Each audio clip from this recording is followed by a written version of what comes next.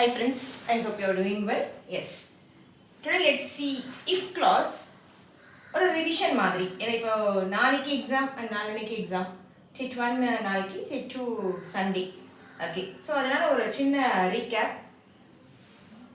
if clause I will come. இங்கே என்ன இருக்கு? will come இருக்கா?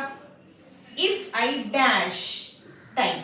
அப்போ இந்த will comeன்றது என்ன டைப் அப்படின்னா ஃபர்ஸ்ட் டைப். ஓகே, இந்த ஃபர்ஸ்ட் டைப்ல வந்து என்ன இருக்கு? will come இருக்கு. அப்போ இங்கே நமக்கு என்ன டென்ஸ் இருக்கணும் அப்படின்னா ப்ரெசன்ட் டென்ஸே இருக்கணும். அப்போ இங்கே என்னென்னா இந்த வேர்ப் கொடுத்துருக்காங்கல்ல, அது என்னவா இருக்கணும்னா have.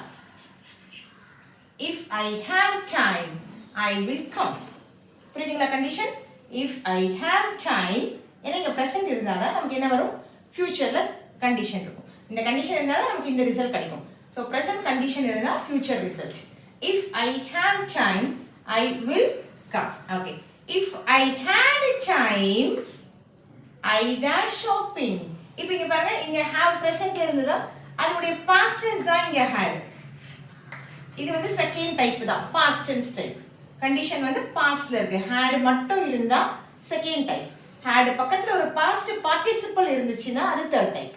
Okay, yes, if I had time I dash shopping.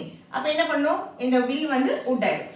I would go shopping. I would go shopping. If I had time I would go shopping. Next, if he is late. Present la irka?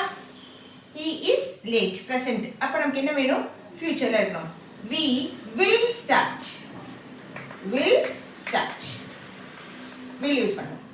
If he is late, present condition இருந்தா